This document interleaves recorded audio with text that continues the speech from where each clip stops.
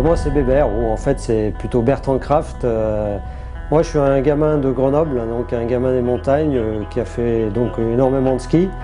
Et puis du coup l'été, comme on tournait un peu en rond à la maison avec mes frangins, on s'est mis au windsurf. Et du coup j'ai vite pris goût à faire mes planches de windsurf. Et j'ai appris pas mal de choses en étant au rabot dans la résine.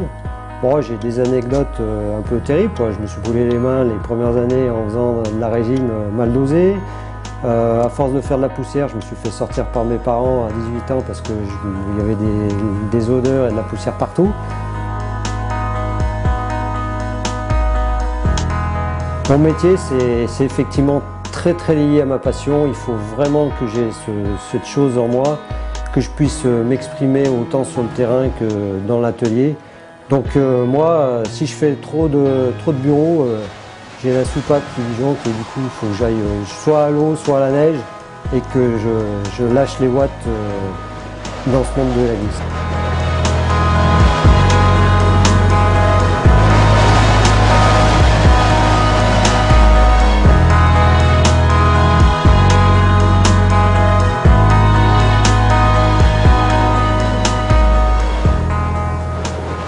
Il y a une patte Bébert, ouais. Moi je pratique forcément doublon, hein. Je suis sur la neige et sur l'eau et c'est vrai que j'essaye d'utiliser beaucoup les idées sur l'eau. Donc la patte Bébert c'est un peu quand même le shaper de l'eau qui retranscrit le shape sur la neige. Et du coup c'est finalement assez proche, l'eau et la neige. En bout du compte c'est proche. Un shaper, ça s'arrête pas de réfléchir. C'est d'ailleurs mon problème, c'est que la nuit, des fois, je me réveille le matin parce que la nuit, j'ai mal dormi, tellement j'ai réfléchi. Alors j'ai du mal à expliquer ça aux gens parce qu'ils comprennent pas qu'en dormant, on réfléchit autant. Mais souvent, le matin, j'ai résolu le problème de la veille où j'ai l'idée qu'il faut que je fasse très vite parce que c'est une bonne idée à mettre en place pour mes produits. Pour moi, les étapes de la conception d'un ski, c'est simple, hein, c'est déjà de prendre, moi je prends toujours un papier, un crayon et puis j'esquisse, je fais des crobards dans mon coin ou souvent même en réunion, parce que les réunions ça me gonfle et du coup je fais ça en réunion. Sortie de réunion, j'ai souvent esquissé un truc qui tient à peu près la route et je passe tout de suite après sur l'ordi, parce qu'on a des logiciels sur l'ordinateur qui nous permettent de vite faire des volumes intéressants. Et de voir si le crowbar qu'on avait fait finalement il déconne pas trop. Et souvent je trouve que je suis assez proche de la vérité. Donc la conception sur ordi est forcément l'étape obligée. Et puis elle nous impose tout de suite la création de moules qu'on va retrouver en atelier pour fabriquer nos skis.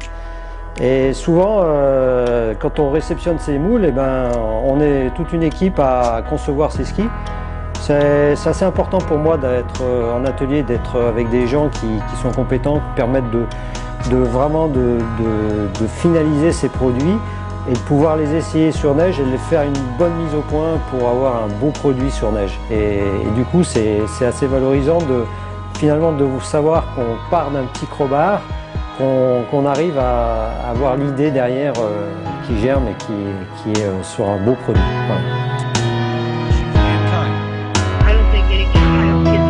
By choice. As I understood, your question to me was, do you feel it's right for the fundamentalists to indoctrinate? Dans tout le monde de la glisse, il y a forcément des nouvelles idées, il y a toujours à innover. On ne peut pas rester inactif en disant qu'il n'y a plus rien à faire, c'est faux. Le monde de la glisse, ça bouge tout le temps. On peut se référer à d'autres sports, on peut, avec les nouveaux matériaux, on peut développer d'autres produits. Il y a toujours quoi trouver. Voilà, c'est impossible de stagner, impossible.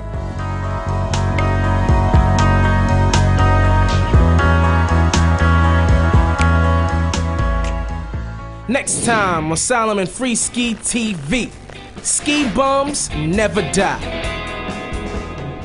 Just out having fun. Everybody, you know, you can't be grumpy with this crowd because you won't be skiing with us very long.